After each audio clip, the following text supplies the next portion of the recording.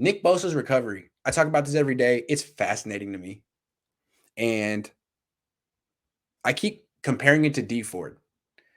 I think it's real clear that D Ford is on the Niners plan. Like he's every day, except for today, they give him a little more. There's a progression. If he handles it well, there's no setback, they'll give him a little more. To the point where they give him a couple of reps here and there.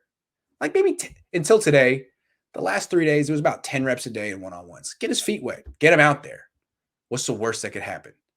This is a guy with spinal injuries who, I mean, those are it's really serious. God forbid he gets hurt again in practice, but they're taking the risk. Go rush against Mike McGlinchey in 11 on 11s with your back injury. Good luck. If you can't do it now, you can't do it in the season. So that's the way they handle D Ford. Nick Bosa, no. Same thing every day. He goes out there. He rolls up his pants to show off his quads. He rolls up his shirt to show off his abs. He's got a gold chain on. He wears black and gold Jordans. He looks so put together. He struts around the field so people can take pictures of him and take videos. And he lines up in the stands and he takes a few steps and he practices doing a little this. And then everyone else goes and does, hard work. And he goes back, still walking around and working on his, like he's the greatest player of all time and doesn't have to practice. Now, I know he's less than 12 months removed from torn ACL, and this is probably the smartest way to go. It's just not the way that the Niners normally operate. And comparing it to D Ford is a clear counterexample there. Why the special treatment for Nick Bosa when D Ford clearly has a very serious injury he's coming back from too, if not more serious? Neck injury? That's less cut and dry in terms of recovery than ACL. I think it's possible that this unique and kind of weird offseason from Nick Bosa is a Bosa production. I think this might be what his camp wants. Remember, the Bosas are very powerful. They're like the Mannings. His dad was in the league. His dad was a first-round pick in 1987. His brother is in the league, has already gotten a $30 million a year contract. They're their own little corporation. And while Nick Bosa plays for the 49ers now, he's not making decisions based on what's best for the 49ers now. He's making decisions based on what's best for him long term. Because you have to know the history of the Bosas. Who in the class knows what happened to John Bosa in his career? Who knows? Raise your hand. Yes, John Bosa tore both his ACLs. He blew out both knees. This was back in the late 80s, early 90s. He probably felt he returned too fast, that he was pushed too hard, and that he was never the same. That's the story of John Bosa.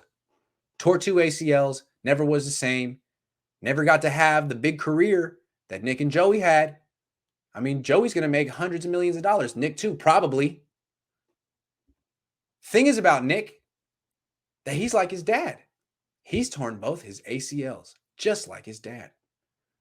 And while that doesn't mean that he's going to go out like his dad and his career is going to fall apart, I'm sure it's crossed their mind that there's a little carryover between father and son, and they should probably be careful because you don't want what happened to John to happen to Nick. So I wonder, it feels highly irregular what's going on with Nick Bosa. No progress, no ramp up, just the same kind of glorified stretching every day. What is that? I think it's a Bosa production. Maybe they're right.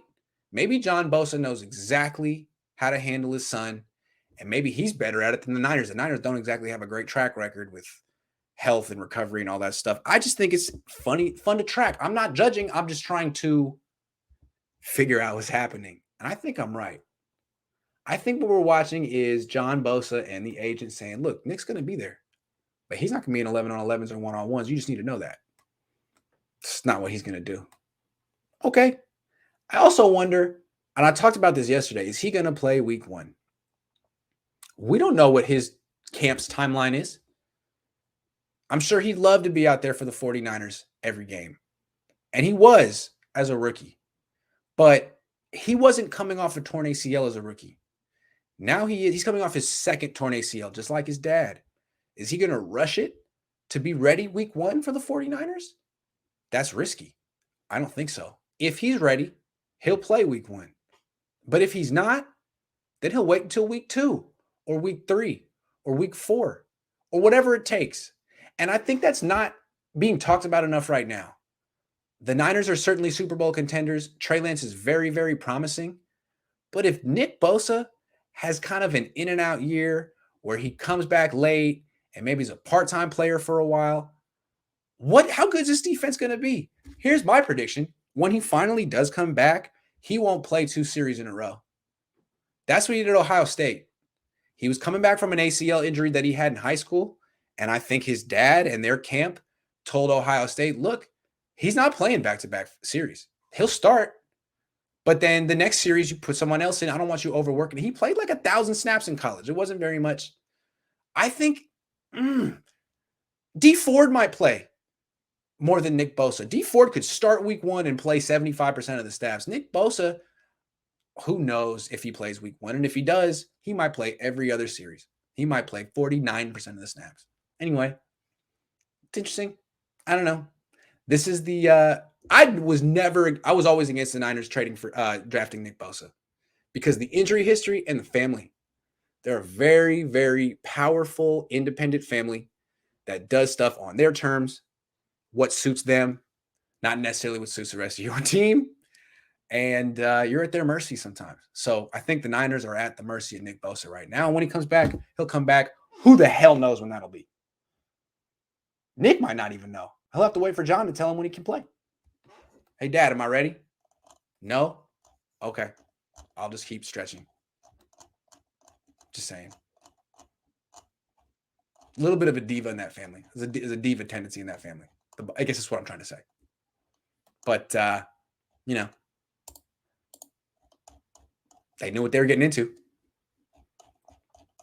There's a couple more, and then I'm going to go. Jimmy for Buckner since Wentz is out. Great trade. Oh, yeah.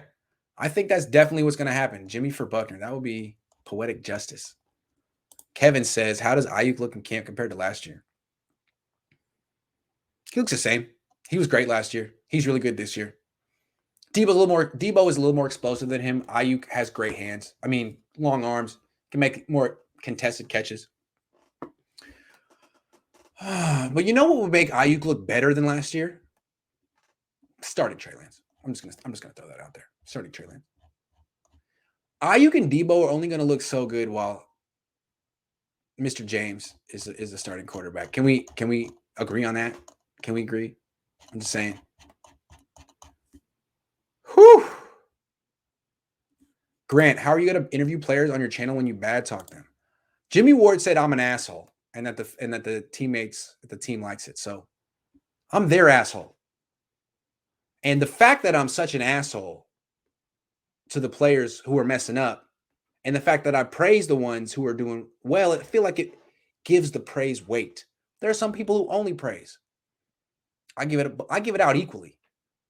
So I think the players want to be praised, appreciate the praise. And if I knock them, they either want to prove me wrong or they hate me. The good ones prove me wrong, though.